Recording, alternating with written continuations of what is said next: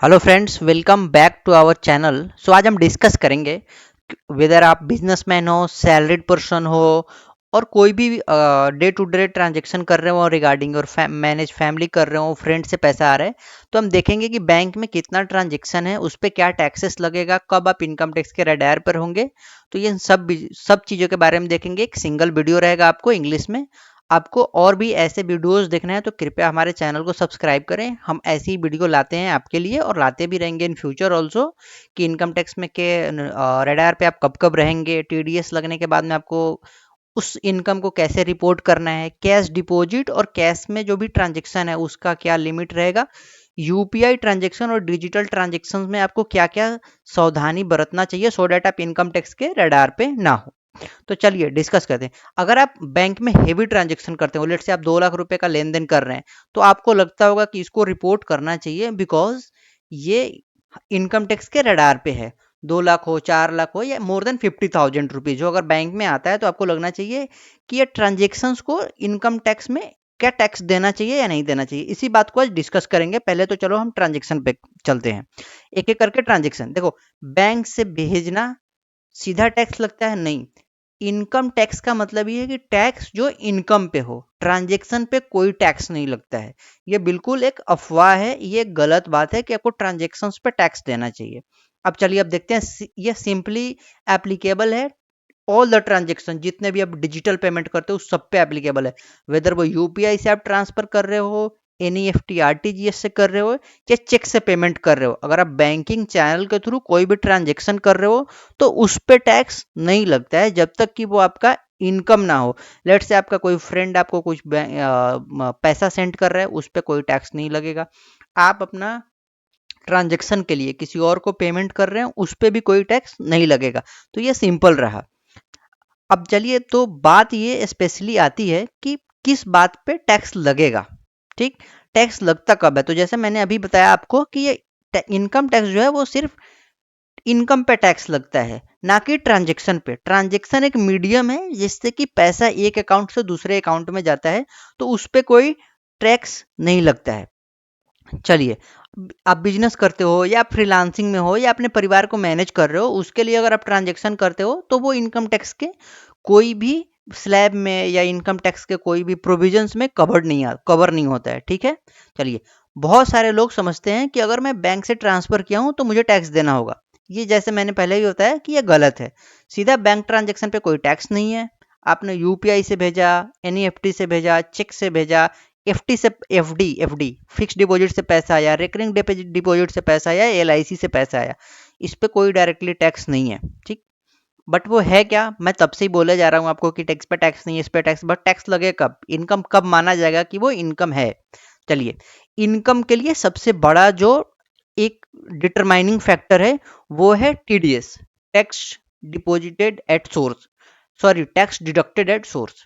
जब भी आपका टीडीएस डिडक्ट होगा किसी भी इनकम पे, अगर आप बैंक में एफडी करा है और आपको इंटरेस्ट इनकम, अगर आप नॉर्मल पर्सन हो, नॉट सीनियर सिटीजन नहीं हो, लेस देन 60 ईयर्स का एज है, अगर आपको 50,000 रुपये का बैंक एफडी से इंटरेस्ट पे कर रहा है तो वहाँ पे वो 10% टीडीएस डिडक्ट करके आपको पे करता है।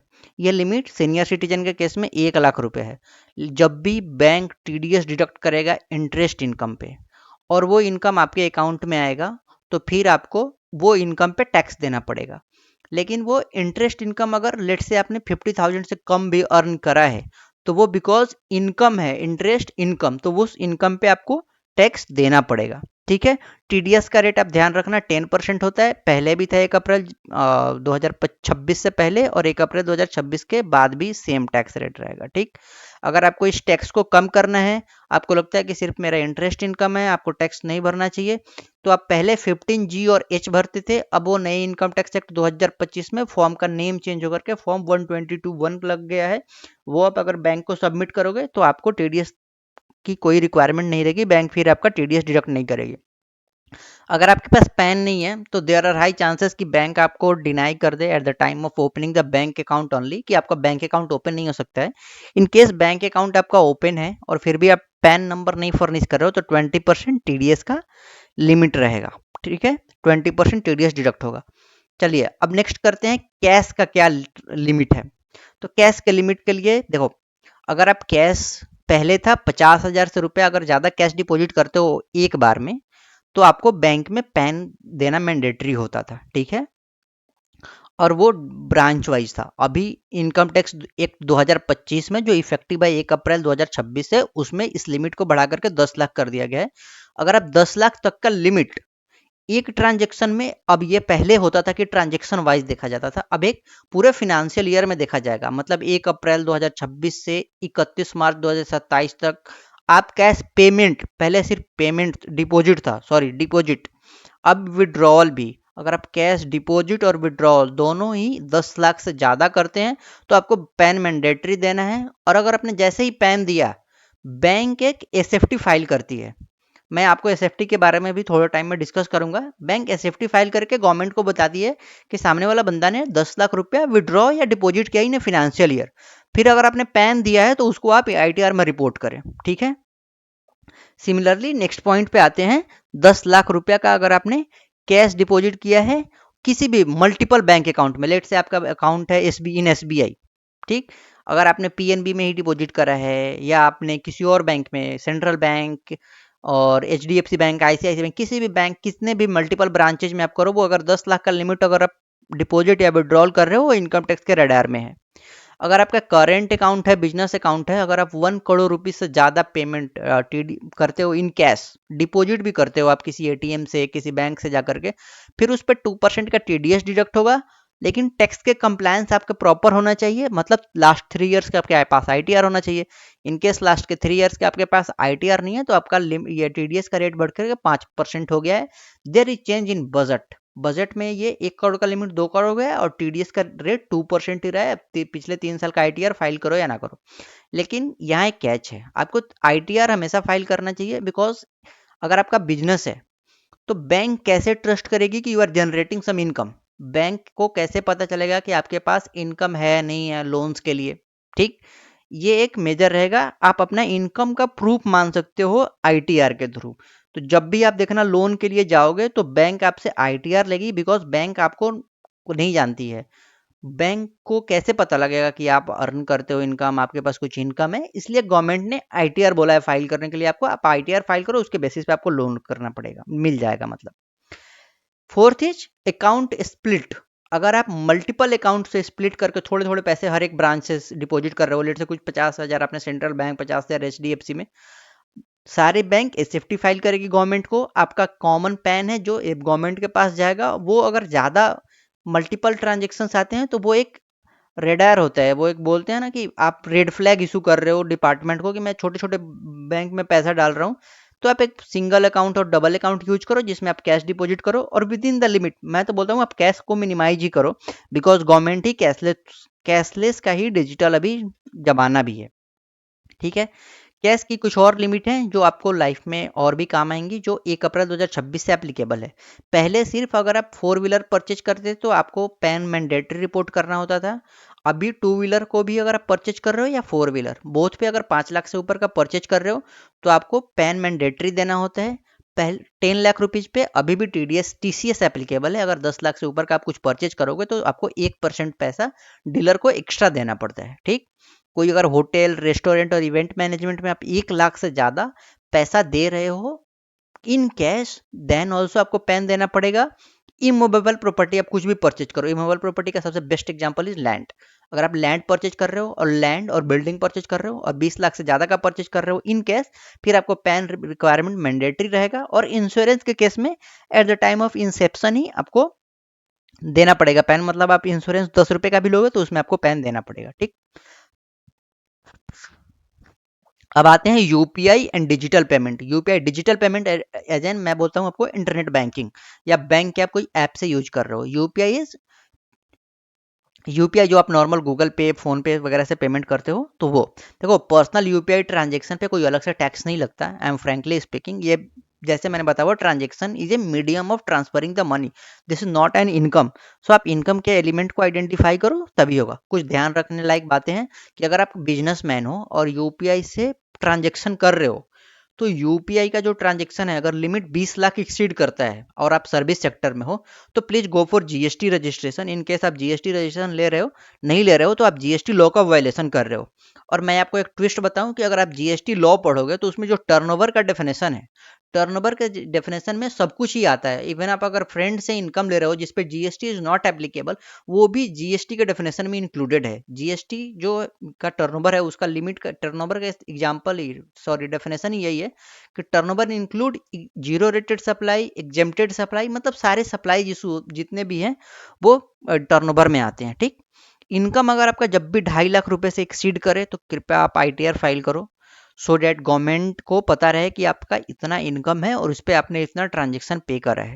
कोई भी आपने लार्ज ट्रांसफर करा है 50,000, 1 लाख, 2 लाख, तो उस पर लार्ज ट्रांसफर को आप एक्सप्लेन करो इन आईटीआर। जरूरी नहीं उस पर आपको टैक्स देना है, आप एक्सप्लेन करो कि आईटीआर में हमने इतना ट्रांजेक्शन करा है बट इस पर कोई टैक्सेस नहीं बनते हैं। अगर कोई आपने हाई वैल्यू ट्रांजेक्शन करा है, लेट से आपने कार परचेज करा है 10 लाख का, तो गवर्नमेंट के पास आपके पास वैलिड एक्सप्लेनेशन होना चाहिए कि मैंने 10 लाख रुपए कहाँ से लाया है।